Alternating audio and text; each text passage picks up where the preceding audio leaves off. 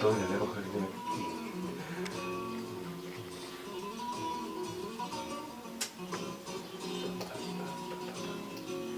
Mi padre le compró una ampliadora a mi hermano mayor. Entonces mi hermano mayor se fue, a los 2 años se fue a estudiar cine a Madrid y yo me quedé con la ampliadora. Entonces pues poco a poco me fui metiendo en el cuarto oscuro y tal, y me parecía una cosa mágica, ¿no?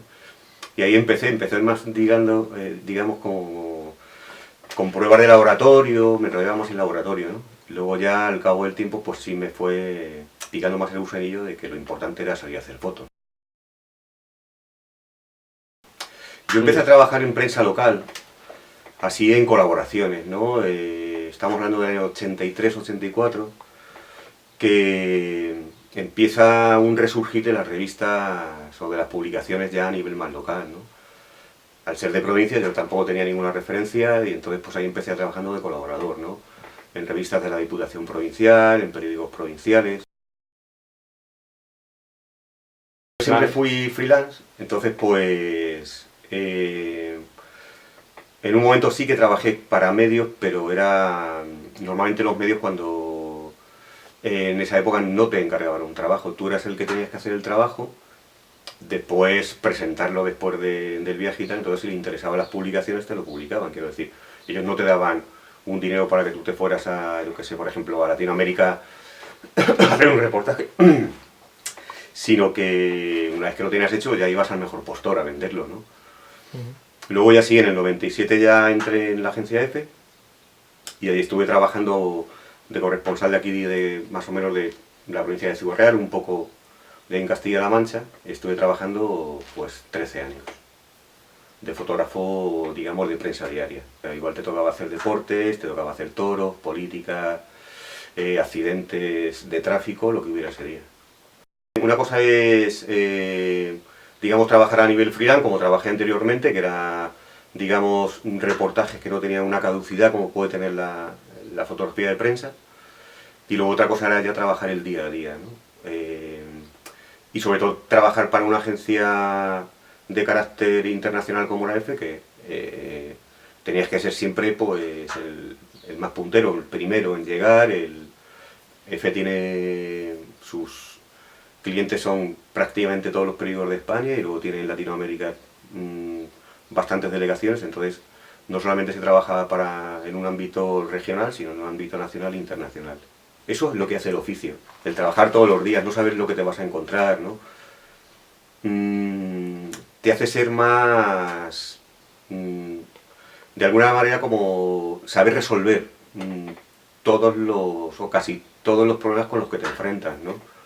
No sabes si cuando llegas a un sitio vas a tener la luz adecuada, tú no eliges la luz, no eliges al personaje. Entonces es un poco como un trabajo de cazador. En fotografía, por decirlo de alguna forma, un poco tal, se puede ser cazador, se puede ser pescador. O sea, los fotógrafos de prensa diaria creo que son más cazadores, que si ya entramos dentro de un documentalismo, digamos, menos temporal, ¿no? Que tienes más tiempo de reflexión, de espera, vas a las horas que tú quieres, eliges la mejor luz del día. Aquí era la técnica la tenías que resolver segundo a segundo. Yo nunca fui de la plantilla de EFE, era una figura que le decían colaborador fijo, entonces yo seguía siendo un freelance. O sea, ellos me compraban todos los trabajos, pero sí que había una serie de órdenes desde Madrid, es decir, yo tenía que estar, digamos, a su servicio las 24 horas del día, ¿no? Por una serie de problemas, en la vida se está para escalonar, pero para escalonar hacia arriba. O sea, si tú ya tienes una experiencia y quieres seguir en ese ámbito de la fotografía, de alguna forma es más, quiero decir, tienes otras vistas, como otras metas, ¿no? Aquí vi que no se escalonaba y entonces pues decidí dejarlo, y aparte que tampoco era ya como una cosa muy cíclica, no todo era lo mismo. Entonces creo que hay que cerrar etapas en la vida y seguir abriendo otras, ¿no? Que pueden ser más interesantes a nivel personal, aunque no a nivel económico. Ahora mismo no hago periodismo de batalla como hacía en EFE. Cuando terminamos abrimos un colectivo el colectivo Alumbre, que se dedicaba a fomentar la fotografía en la provincia de Ciudad Real, que se va retroalimentando de unos talleres de fotografía que damos a, ya puede ser a gente novata, amateur o gente que está metida más profesionalmente. Eso nos permite estar en un constante reciclaje, aprendiendo técnicas nuevas para después enseñárselo a los participantes de los talleres, y por otra parte pues intentando seguir con la labor de fotógrafo, bien por encargos que te hacen o bien por proyectos que se tienen siempre. Dentro de tu vida se tiene una serie de proyectos, o bien de corta duración o de una duración media, ¿no? Más tipo Sebastián Salgado, que tarda 8 o 10 años en hacer un proyecto, o proyectos de muy corta duración como pueden ser qué es lo que hace la gente de tu entorno, cómo se mueven las fiestas, qué hace, no sé, por qué se comportan de esa manera, ¿no? Es seguir un poco metiéndote en la cultura de tu propia gente, ¿no? Yo creo que de la fotografía también aprendes a ser más comunicativo. Si tú ves algo bonito, bonito quiero decir, no una chica guapísima ni un chico guapísimo, la fotografía, la belleza de la fotografía no está en la belleza física, está en otros aspectos, ¿no? Pues tienes que entrarle, tienes que hablar con él. Por lo menos, aunque hagas un retrato fugaz, tienes algo que decirle para que te acepte. Normalmente los fotógrafos, excepto los que hacen deportes, espectáculos y tal, no llevan grandes objetivos, llevan el objetivo que a él se le acopla mejor y encima como estás de viaje tienes que llevar un equipo, digamos, relativamente ligero. Con lo cual te permite acercarte a la gente. Y creo que eso es una de las cosas como más bonitas de la fotografía, hablar con la gente, intentar comunicarte, ¿no? Yo viajando a Sudamérica muchos años, ¿no? Entonces sí que estoy interesado por un montón de cosas de esos países, ¿no? También viniendo de tierra seca, como es La Mancha, enfrentarte al río más grande del mundo, pues me pareció que podía ser una cosa muy interesante, la llevaba ya persiguiendo hace años, ¿no? Entonces un día me decidí a hacer un trabajo sobre el Amazonas, un trabajo personal. Vamos a ver, fotografiar en el Amazonas sería muy pretencioso, yo fotografié el Amazonas que yo veía, ¿no? De hecho me arriesgué a no fotografiarlo en color y con película, en una forma más tradicional, era una especie como de fotografía de viajes, ¿no? Entonces me centré, digamos, en la gente que vive en las orillas del Amazonas, ¿no? El Amazonas urbano, prácticamente, no ese Amazonas idílico que vemos donde hay tribus todavía sin localizar y tal, ¿no? O de la gran naturaleza de animales y tal, ¿no? Ya te digo, las referencias fueron literarias, al leer así desde los cronistas de Indias hasta luego los escritores actuales, ¿no? Que escribían historias tan bonitas sobre ese territorio, ¿no? Pues me fue animando a hacerlo, ¿no? Y por eso fue este proyecto que duró. Yo en esa época estaba trabajando, no podía desligarme mucho tiempo del trabajo, entonces lo hice en 3 etapas. El proyecto de Mujeres de la India fue un proyecto que salió después del viaje. Quiero decir que yo estuve 2 meses en la India para hacer otro tipo de cosas, para hacer una celebración de una peregrinación, que era el Kumbh Mela, que se hace cada 12 años, y después para fotografiar las fiestas del Holi, que se celebran con la llegada de la primavera, ¿no?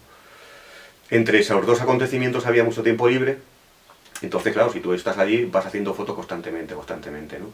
Sales a la calle muy temprano, aprovechas la luz bonita y tal. Entonces me fui encontrando que bueno, que la mujer en la India no es, digamos, una vida, según para quién, habrá mujeres que estén en un estatus muy alto, de hecho la India ha tenido 2 presidentas, cosa que en España todavía no ha pasado, pero sin embargo la mayoría de las mujeres llevan una vida bastante jodida. Entonces, sin meterme en ningún sitio, solamente captando fotos de mujeres por la calle y tal, luego cuando estaba en la edición me di cuenta de que ese trabajo se podía unir y enlazarlo, ¿no? Y contar una historia, ¿no? En este caso la historia pues podía ser una historia casi reivindicativa. Siempre las fotos se hacen también pues para ser los ojos del mundo un poco, ¿no? Entonces, si ese trabajo podía llegar a alguien y sensibilizar a la población para que se vayan mejorando las condiciones de la mujer, pues yo me daría por satisfecho. Las ventajas de que eres más libre. Tú puedes elegir tus trabajos, hacerlo como quieras y decidir que tus fotografías ni son propagandísticas ni son informativas, son fotografías, ¿no? Dentro de una línea de fotografía documental, pero es lo que tú realmente quieres. No tienes ningún redactor detrás que te dice esto hazlo así, esto hazlo asado, o no tienes nadie que a la hora de editar te diga esta foto es la que me vale o esta foto es la que se desecha, ¿no? De trabajar de esa forma, trabajar para una empresa periodística o para una agencia o lo eso, es la seguridad. La seguridad que te da tener, digamos, pues una cantidad de dinero mensual o lo que sea, ¿no? Pues para poder seguir viviendo. La mayoría de los fotógrafos ahora son freelance, o sea, las redacciones apenas contratan a gente de fotógrafo porque la fotografía se está desvirtualizando, o sea, desvirtuando mucho a nivel periodístico, ¿no? Los medios de comunicación están cambiando, no digamos en ideas o en contenidos, pero sí en forma, ¿no? Entonces, pues, sí que esa nueva forma de actuar exige que sea gente que sea polivalente, ¿no? Un fotógrafo que está, por ejemplo, ahora mismo en Siria o yo que sé, en Ucrania, por ejemplo, él es testigo de lo que hace, él es testigo y manda fotos y manda fotos. Otra cosa que luego el perfil del lector, según el editor el que elige la foto, digamos, ¿no? Sea diferente, ¿no? O decir, pues mira, esta foto es muy escabrosa, esta foto hace daño al espectador. Yo creo que el fotógrafo no miente. O sea, pero luego en ese proceso, en esa cadena, sí puede haber gente que pueda mentir o que pueda censurar, ¿no? Ahí está el problema. O sea, y eso sí que es el tratamiento de la imagen. La fotografía de prensa no se puede manipular. De hecho, a quien manipula una cosa en fotografía de prensa, inmediatamente es despedido. Por una parte se puede frivolizar y por otra parte se puede magnificar o minimizar una historia, según quien esté en el poder. Y hay grandes empresas, como pueden ser agencias internacionales o grandes periódicos, que sí se surten ya o de otras agencias o de otros trabajadores que son freelance, ¿no? Yo creo que ahí lo que debería revisarse es, digamos, la pirámide o la estructura de las empresas, ¿no? Seguramente se gasten mucho más a otros niveles, como pueden ser a niveles de protocolo, de comidas, de choferes, de secretarias y tal igual para los grandes ejecutivos, y a lo mejor tienen ahí al trabajador jodido, ¿no? Yo creo que eso se debería cambiar, ¿no? Pero claro, para los de arriba es muy difícil cambiarlo, ¿no? Los ricos nunca han repartido, entonces ellos quieren seguir siendo ricos, ¿no? Que se joda el pobre, ¿no? Entonces ahí creo que, ahí sí que se debería repartir un poco más, ¿no? O sea, la tarta, ¿no? En zonas de conflictos, si tú puedes evitar cosas tan elementales como puede ser un seguro, como puede ser no sé, una bolsa de viaje y tal igual, pues a lo mejor ahí es por donde recortas, pero eso es como el chocolate del loro, o sea, recortan siempre en lo que menos deberían recortar, ¿no? Porque al fin y al cabo luego sí que se nota en la calidad de la información, ¿no? Ahora mismo hay me parece que son tres, entre fotógrafos y periodistas, un periodista del Mundo, Javier Espinosa, y dos fotógrafos freelance que están secuestrados. Sí que es una putada porque es muy difícil trabajar ahora en sitios de estos de conflictos, ¿no? Pero lo peor de todas formas es que se largue la gente. En cuanto se largue la gente, ahí sí que se va a armar la de Dios, ¿no? En cuanto no hay informadores, yo creo que el periodismo tiene que estar siempre en primera línea en estos sitios, ¿no? En cuanto deja de haber testigos, se matan unos a otros, ¿no?